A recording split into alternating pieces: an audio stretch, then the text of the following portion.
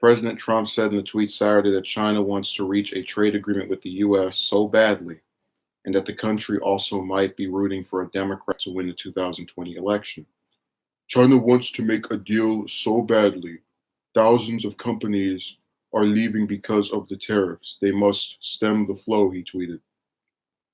At the same time, China may be hoping for a Democrat to win so they could continue the great ripoff of America and the theft of hundreds of billions of dollars. I like how he puts the money sign and then the S.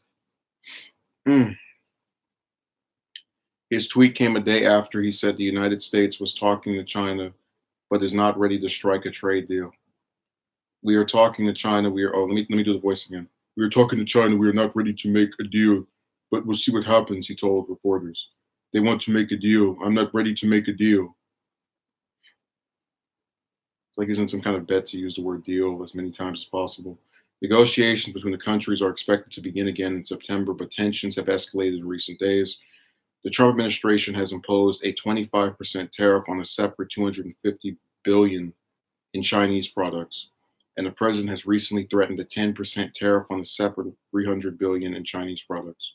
So the gist of this story is that he's trying to get you to believe that apparently China is like some great lover. And I'm really surprised the articles didn't try to make this hint, because China's known for having the communist government or whatever. And he's going around calling people socialist, and they're trying to use that word under the Marxist theory, where that's like the prequel for communism. So I'm shocked he didn't try to like use that as the reason for why they would want the Democrats to win. Which those of us that are on the left would know is a bunch of crap anyway, but whatever. And this trade deal that they're talking about, I guarantee it's going to be the same as both NAFTA and the USMCA.